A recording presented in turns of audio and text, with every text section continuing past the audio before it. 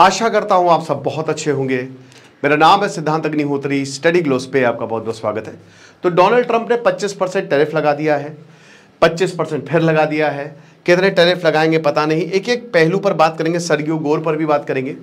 बता दूं कि अगर आप साइकोलॉजी समझना चाहते हैं तो हमारा सर्टिफिकेशन कोर्स है ये, complete psychology. Psychologist doctor Mayurika दास ने बताई। अगर आप लोगों के दिमाग को समझना चाहते हैं कैसे साइकोलॉजी काम करती है, और याद रखिएगा ये रिकॉर्डेड लेक्चर है, लाइव लेक्चर्स नहीं है, एनिमेटेड फॉर्म में है, बहुत ही इंटरैक्टिव तरीके से हमने इसको बनाया है। तो दुनिया का सबसे सस्ता psychology and certification course, description comment box में कोर्स का लिंक दिया है, आपको बहुत ज़्यादा फायदा होगा। शुरुआत के 500 स्टूडेंट्स के लिए ये 399 का है। तो अमेरिका ने 25% टैरिफ लगा दिया, आपको बताइए।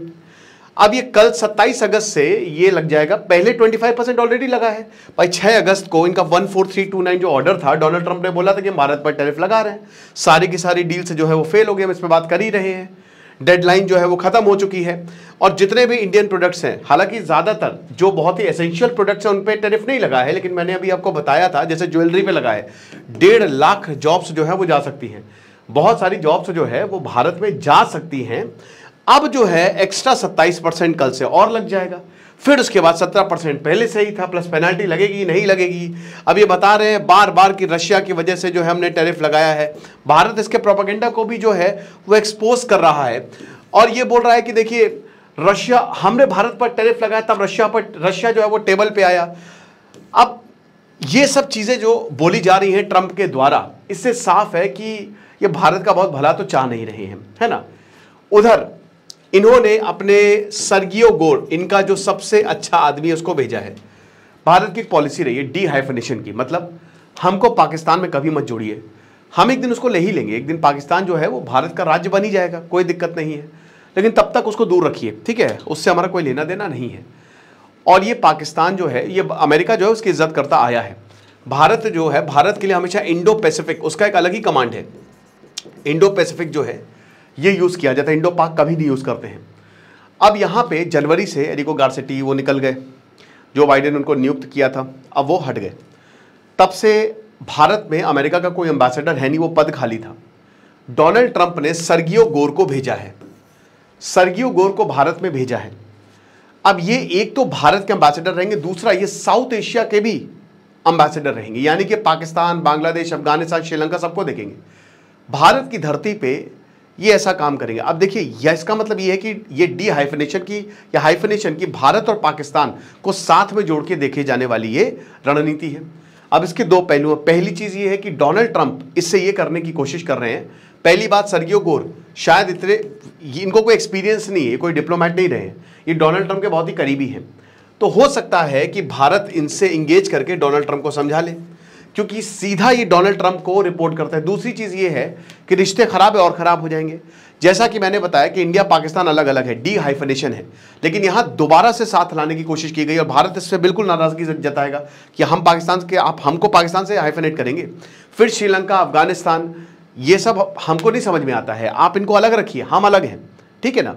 तो ये एक साफ साफ भारत को प्रोवोक करने की कोशिश भी की गई है। तो ये दो चीजें, या तो ये भारत के लिए बहुत अच्छा प्रॉस बढ़िया रहेगा, कॉन्स में कि भारत के खिलाफ जा सकता है। अच्छा, भारत क्या कर सकता है, ये अच्छा मौका है।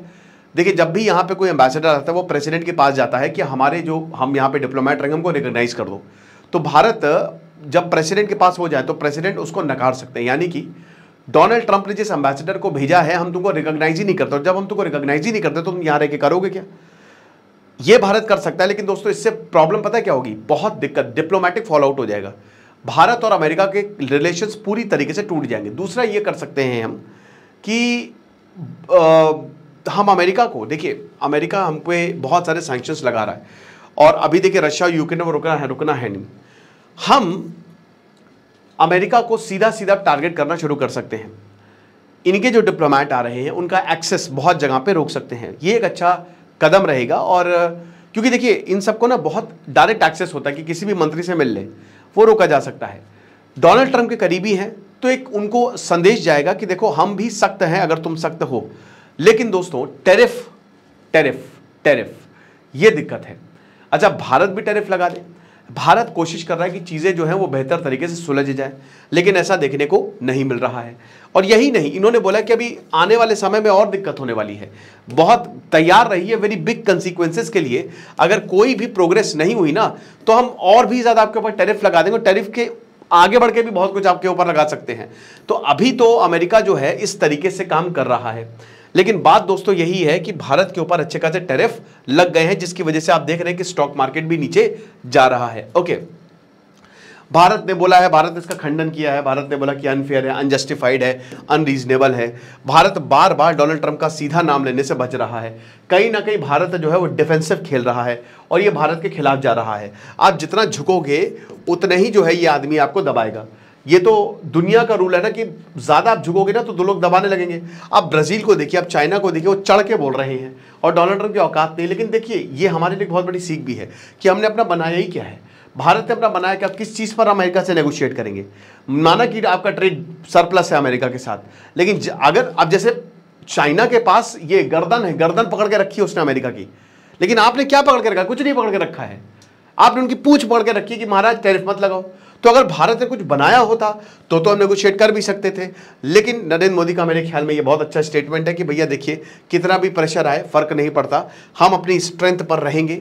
और आत्मनिर्भर भारत अभियान जो है वो इस समय काफ़ी उसको एनर्जी मिल रही है, गुजरात से मिल रही है, 20 साल ऑफ हार्डवर्क से है।